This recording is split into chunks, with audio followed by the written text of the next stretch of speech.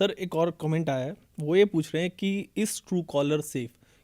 सवाल इसलिए भी आता है क्योंकि कोई भी रैंडम नंबर से कॉल आ जाता है और उसका नाम आ जाए, हेल्पफुल भी है।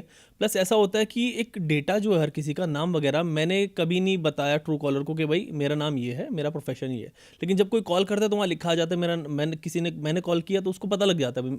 तो ये भी तो एक तरीके से डेटा जाना है, प्लस उसमें SMS परमिशंस भी होती हैं, बहुत सारी परमिशंस होती हैं जो ऐप लेता है।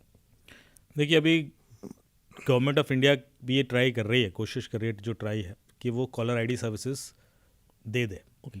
और आप एज ए, मेरे ख्याल से फ्री देंगे या पेड देंगे तो मुझे नहीं पता, लेकिन ये सर्विस ऑफर होने वाली है। ट्रू कॉलर आपको कॉलर आईडी सर्विस ही देता है।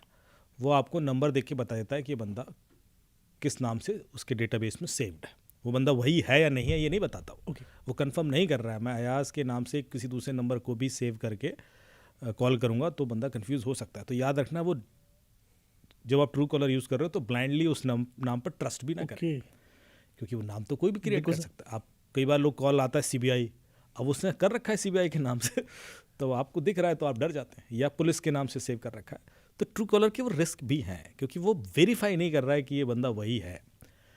उसने जो फ़ोन बुक है उससे वो डिटेल्स निकाली हुई है। दूसरा जो रिस्क है वो ये है कि ट्रू कॉलर डेटा बहुत लेता है आपका, फ़ोटोज़, वीडियोज़, फाइल्स, इस तरह की डिटेल्स भी बहुत सारे। आप यदि वही जो प्रोसेस मैंने बताया था, प्ले स्टोर पर जाएं, ट्रू कॉलर सर्च करें, ट्रू कॉलर का आइकन पर क्लिक करेंगे तो नीचे सी डिटेल्स करके ऑप्शन आएगा, उस पर क्लिक करेंगे तो आपको पता पड़ेगा कि ट्रू कॉलर आपका क्या क्या डेटा लेता रहा है। वो डेटा ट्रू कॉलर के पास है। अब ट्रू कॉलर हैक भी हुआ है, कई बार हैक हुआ है। आप डार्क वेब पर जाएंगे तो ट्रू कॉलर के हैक डेटाबेसेस में आपके डिटेल्स पड़े भी हो सकते हैं। तो वो रिस्क रहता है, इसलिए हम कहते हैं कि ट्रू कॉलर अनसेफ है। बिकॉज ना सिर्फ नंबर और नाम, आपके बाकी डिटेल्स भी डार्क वेब पर हो सकते हैं because of any such app. Fine sir, अभी जैसे हम बात कर रहे थे कि आप कह रहे थे कि अगर किसी ने CBI के नाम से सेव कर रखा है तो वो आ जाएगा, तो उसमें तो ऐसा भी कर सकता है बंदा। फॉर एग्जाम्पल कोई नया नंबर लिया और क्रिमिनल्स का ग्रुप हुआ, उस ग्रुप के सारे बंदों ने उसका नाम एज CBI ऑफिसर फला फला सेव कर लिया, और तो वो ट्रू कॉलर पे चले जाएगा एज अ CBI ऑफिसर। तो फिर जब किसी के पास कॉल आएगा तो एज अ CBI ऑफिसर आएगा कि फला फला चीज़ CBI ऑफिसर। तो इससे कैसे बच सकते हैं? देखिए, बचने का तो यही है कि आप ब्लाइंडली ट्रस्ट ना करें। जीरो ट्रस्ट मॉडल ही है, क्योंकि आप ट्रू कॉलर पर ब्लाइंडली ट्रस्ट कर रहे हो, मान के चल रहे हो कि वो सही ऑथेंटिकेशन दे रहा है, तो ये तो मैंने पहले नलीफाई कर दिया कि उस पर भरोसा नहीं कर सकते। उसने वेरीफाई नहीं किया कि बंदा वही है। तो जो भी कंप्लेंट्स आ रही हैं या जो भी डेटाबेस में एंट्रीज हो रही हैं उसके बेस पर वो एनालिसिस दे रहा है। जैसे स्पैम कॉल का भी है, यदि 50-100 लोगों ने रिपोर्ट कर दिया है कि ये नंबर स्पैम है, तो उसने बताना शुरू कर दिया कि भाई इतने लोगों ने रिपोर्ट किया है, ये इसका पैटर्न है, लेकिन वेरिफिकेशन उसके बाद भी नहीं हुआ है। सर अभी हमने ट्रू कॉलर की बात की, तो मैं एक चीज़ और बात करूँगा। नए बच्चे फ़ोन्स लेते नए, और उसमें सबसे पहली चीज़ मैंने देखा वो इंस्टॉल करते हैं, वो फ़ोन लॉन्चर इंस्टॉल करते हैं, फ़ोन लॉन्चर ऐप, ताकि कलरफुल बन जाए और ये चीज़ हो जाए। उसमें भी SMS की परमिशन होती है, और बहुत सारे ऐसे होते हैं जो मतलब बस ऐसे ही उन्होंने मतलब डाउनलोड कर लिया, उनका कोई ऑथेंटिसिटी होती नहीं है। तो ये कितना मतलब उनके लिए नुकसानदेह हो सकता है, क्योंकि उनके भी पासवर्ड्स बैंक्स वगैरह के सब उसी पे आते हैं। तो क्या इसको भी बहुत देख के इंस्टॉल करनी चाहिए सब चीज़ें? बिल्कुल। देखिए, कोई भी, मैंने एक जेनरिक अंडरस्टैंडिंग मान के चलिए, फ़ोन लॉन्चर ऐप को भी आप एक बार मूवी आर्मर से स्कैन करके देख लेना कि क्या क्या परमिशन वो लेके बैठी है। वो आपको इंटरनल परमिशन भी दे देगा कि एक्चुअली कितनी परमिशन लेके वो बैठी है, और वो कमा कैसे रहे हैं उसका आइडिया आपको लग जाएगा। यदि वो आपके एप्लीकेशन के पैटर्न को देख रहे हैं, बिहेवियर को देख रहे हैं, कई बार वो कीबोर्ड तक का एक्सेस ले लेते हैं। एग्जैक्टली सर, वो कई बार वो माइक्रोफोन का भी एक्सेस लेके बैठे हैं। अब आप फ़ोन लॉन्चर ऐप को क्यों, क्योंकि वो वॉइस लॉन्च करवाना है या वैसा कमांड देना है, वो रिस्की हो जाता है। तो मेरे ख्याल से किसी भी ऐप को किस हद तक कन्वीनियंस देगा वो आपको, पर उसके बाद एक रिस्क है ना। तो are you ready to take that risk with for that convenience, चाहे वो ऑटोफिल हो, चाहे वो फ़ोन लॉन्चर हो। यदि वो रिस्क आपको समझ में आ जाता है तो मेरे ख्याल से आप खुद ही उसको अवॉइड करोगे। बिल्कुल। कीबोर्ड जैसे आपने बात की, मैं देखता हूँ बहुत सारे लोग कीबोर्ड के लिए भी अलग अलग सा स्टाइलिश फॉन्ट आ जाए, ये सब चीज़ आ जाए, उसके लिए अलग से एक ऊपर से स्किन आ इंस्टॉल जाती कर है लेते हैं। आपको पता है लिंक्डइन पर केस हुआ था, लिंक्डइन कीबोर्ड एक्सेस करता था। ओके। और उसके बाद उस पर काफ़ी शायद पेनल्टी वगैरह भी लगी।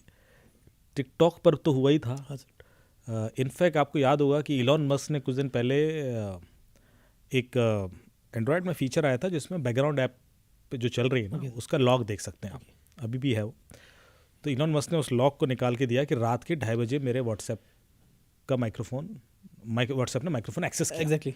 तो क्यों किया? तो इसको लेकर काफ़ी फिर ह्यू एंड क्राई फैला। तो ये चीज़ें अब छुपी हुई नहीं है, जो हम पिछले कई सारे पॉडकास्ट में डिस्कस कर चुके हैं। इसलिए हम उसको बड़ा लाइटली लेते रहे कि ठीक है दे दिया, लेकिन जब हमारे संग गड़बड़ होने लगती है, जैसे कि मैं आपको एग्जांपल दूं, किसी व्यक्ति आज जो केस हुआ, आज ही का लेते हैं, एक बहुत बड़ी कंपनी के नेक्स्ट सीईओ, उनका 1 लाख रुपए निकला। मुझे आप कॉल आ रहा था, मैं कहीं बिजी था, और उसके बाद बोले कि साहब मेरा बहुत ही क्लोज मित्र है, उसका पिक्चर लगा के व्हाट्सएप पे मैसेज आया, और यूएस का नंबर था, वो यूएस में ही रहता है। तो मुझे लगा उसका ही है, यूएस का ही है, तो उसने पैसे मांगे, मैं मीटिंग में था, मैंने दे दिया। मैंने कहा ठीक है। अब हमें समझ में आ रहा है कि इसने गलती की, उसको कॉल चेक क्यों नहीं किया, क्योंकि मीटिंग में था, उसने कुछ अर्जेंसी दिखाई, दैट्स ऑल्सो ओके। पर उससे बड़ा सवाल ये है कि जिस बंदे ने उस दोस्त के नाम से इससे पैसे मांगे, उसको कैसे पता था कि इसका क्लोजेस्ट फ्रेंड? बिल्कुल सर, ये बात किसी ने कैसे नहीं सोची? एग्जैक्टली।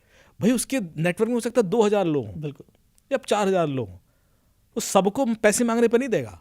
एक ऐसा बंदा ट्रस्टवर्दी, एक ऐसा बंदा जरूर होता है आपके नेटवर्क में जिसको आप शायद कभी निराश नहीं करोगे, बिल्कुल, और वो रात के 2 बजे भी कहेगा तो आप कहोगे यार बाद में बात कर लेंगे, पहले तू ले, तूने मांग लिया तो exactly.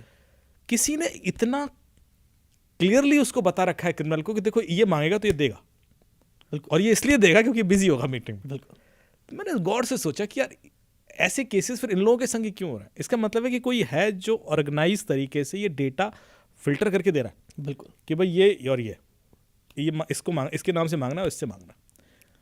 अब आप सोचिए कि वो डेटा कहाँ से जा रहा है? बिल्कुल सर, वो जाता हमारे पास से ही रहा है। वो तो गया हमारे पास से ही। आपका क्लोजेस्ट फ्रेंड कौन है, ये क्रिमिनल को किसने बताया? 2 मिनट सोचना, और यदि ये बता दिया तो फिर किसी के संग भी गलती हो सकती है। बिल्कुल, मतलब सर इससे तो ये समझ आता है कि मतलब कोई भी ऐप, जैसे आप अभी बता रहे कि कोई भी ऐप किसी पे भी ब्लाइंडली ट्रस्ट कर ही नहीं कर सकते। कौन ऐप किस क्रिमिनल के संग पीछे जुड़ी है, मैं ऐसे नहीं बोल रहा, पर हम कैसे ट्रस्ट करें? बिल्कुल, एटलीस्ट जो ऑथेंटिक ऐप है उसको चलिए मान ले, ओके फाइन, उसमें लिखा हुआ है। कई सारे गेम्स वगैरह हैं, वो डिज़ाइन ही ऐसे होते हैं कि वो इवेंचुअली उनका जो सोर्स ऑफ अर्निंग है वो क्राइम के थ्रू ही होगा। रैंसमवेयर आते थे जो हम टेलीग्राम पर जाते हैं और पायरेटेड फिल्म्स वगैरह डाउनलोड करते हैं, उसके थ्रू रैंसमवेयर भी सर्कुलेट किए जाते हैं। तो ये तो हमें पता ही है पैटर्न। तो थोड़ा सा एक्स्ट्रा वो रखें, लिंक हमेशा स्कैन करें पहले, उसके बाद ही उसको यूज़ करें। बिल्कुल, यदि आपको टेलीग्राम पे भी कोई लिंक मिल रहा है तो पहले उसको मूवी आर्मर से स्कैन कर लें, एक बार देख लें उसमें मैलवेयर तो नहीं है, कोई नहीं है तो फिर आप करें, उसमें कोई दिक्कत नहीं है, मैं रोक नहीं रहा हूँ। लेकिन हमें एक आदत डालनी है कि हमें स्कैन करना है, वेरीफाई करना है, चाहे वो एक फ़ोन कॉल आया है, चाहे वो कोई मैसेज आया है, चाहे वो ईमेल आई है। आप ब्लाइंडली कैसे ट्रस्ट करते हैं? अभी आप सर कीबोर्ड की बात कर रहे थे, किसी ऐप के बारे में बात हुई, और मेरे भी जहन में अभी कुछ साल पहले एक बड़ी मोबाइल फर्म है, आई डोंट थिंक नाम मैं इसलिए नहीं लूँगा कभी गलत हो जाए, तो बड़ी मोबाइल फर्म है, उसके ऊपर भी आया था कि उसका जो कीबोर्ड ऐप था वो डेटा ले रहा था, लोगों का स्टोर कर रहा था, और वो चाइना जा रहा था।